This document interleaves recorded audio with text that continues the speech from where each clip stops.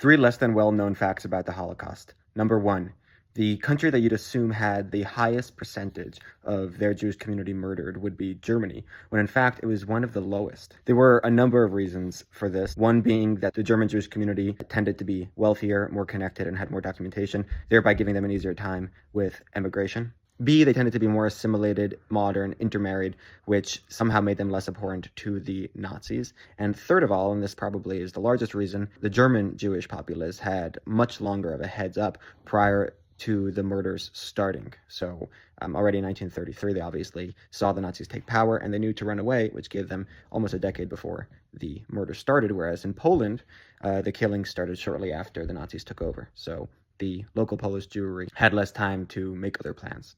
Fact number two, the overwhelming majority of both the victims and survivors of the Holocaust did not have tattoos. Only the Jews selected to be slaves in Auschwitz were tattooed. Now, many Jews were murdered in ghettos or by the Einsatzgruppen, who went from city to city, mostly in Eastern Europe, killing Jews in the towns that the Jews were in. Even if someone was sent to a camp, it wasn't necessarily Auschwitz, and even if someone was sent to Auschwitz, if they were immediately selected for murder, the Nazis didn't bother tattooing them, obviously. Little known fact number three, the foremost Jewish theologian of at least the last 100 years, the Lubavitcher Rebbe, taught that despite Judaism believing in the concept of reward and punishment, the Holocaust should not be understood as a punishment. The evil witnessed during that period was so severe that there is no explanation for how that could be a punishment. With that, the Rebbe did argue with a number of prominent rabbis. Instead, the Rebbe felt that if someone was a victim of the Holocaust, not only were they not worthy of punishment, they tended to be the greatest of the Jews. And the Rebbe gave a metaphor for this, saying when someone gets slapped, most often they get slapped in the face.